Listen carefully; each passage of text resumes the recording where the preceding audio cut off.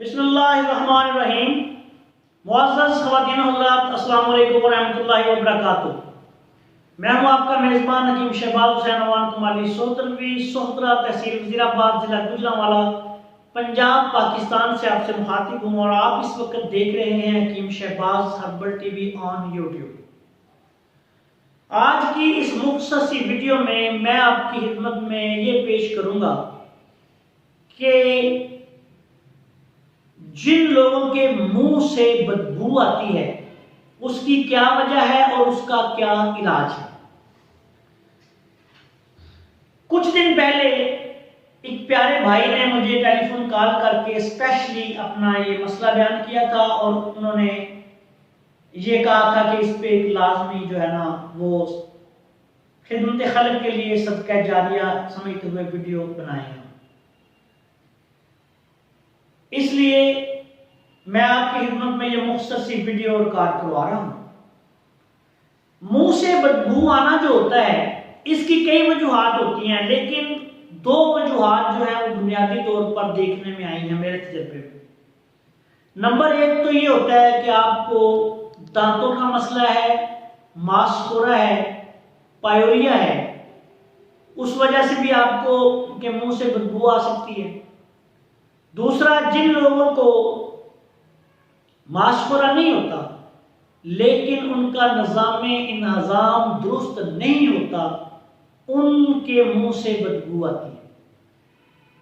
Pyorrhoea के इलाज के लिए मसवाक करें। एक सान सा नुस्खा बयान कर रहा हूं। अगर किसी के दांत खराब होने की वजह से मुंह से बदबू आए, सुरख फटकड़ी, लौंग और खाने वाला दूध, तीनों चीजें 50-50 ग्राम लेके तवे पे रख के उनको कूट के ना मिक्स करके तवे पे रख के जला लें। ओपन इसी तरह आग दे दें। वो तीनों चीजें जब जल जाएंगी उनको मिक्स करके इसका आप मंजन बना लें। ये मंजन बारीक पीस के आपने सुबह शाम या दिन में 3 दफा मसवाक के साथ या उंगली के साथ लगा लें।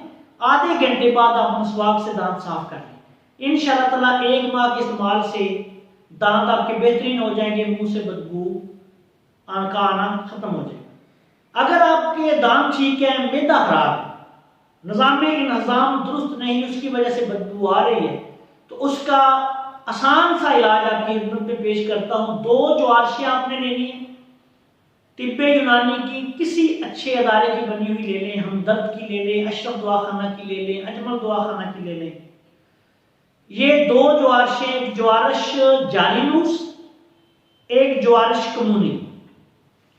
ज्वारश जालीनूस आपने आधा चम्मच दिन में 3 दफा खाली पेट नीम गर्म पानी के साथ खानी है और ज्वारश कमूनी आपने आधी चम्मच दिन में 3 दफा खाना खाने के बाद खानी है। इसके साथ ही आपने ये करना है कि खाने को अच्छी तरह चबा के खाना है। खाना खाने के बाद कम से कम 1000 कदम जो है वो आप वॉक करें। जब भी खाना खाएं कोशिश करें कि 1000 कदम आप पैदल चलें।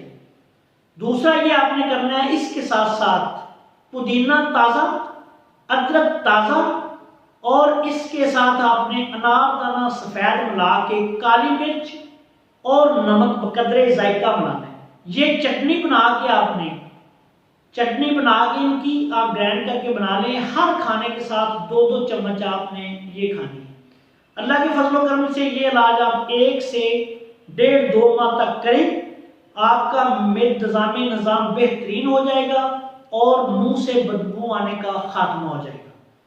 अगर इस दौरान परहेज के लिए आपको कोशिश ये करनी चाहिए, अगर आप पर बद परहेज है मरीज तो वो लाजमी तौर पर परहेज करें।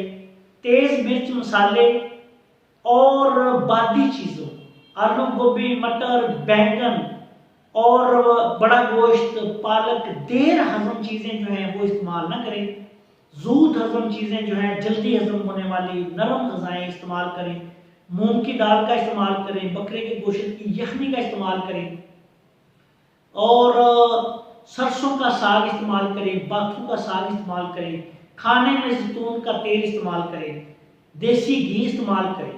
इंशाअल्लाह ताला अब जब ये ग़िज़ाएँ भी और दुआ भी इस्तेमाल करेंगे तो अल्लाह के फजल करम से आप 1 से 2 माह में आपके मुंह से बदबू आना ख़त्म हो जाएगी, निज़ाम ठीक हो जाएगा, कब्ज़ का खात्मा हो जाएगा, गैसेस का ज़्यादा बनना जो है मैदे में तजाबियत गैस वगैरह ख़त्म हो जाएगी।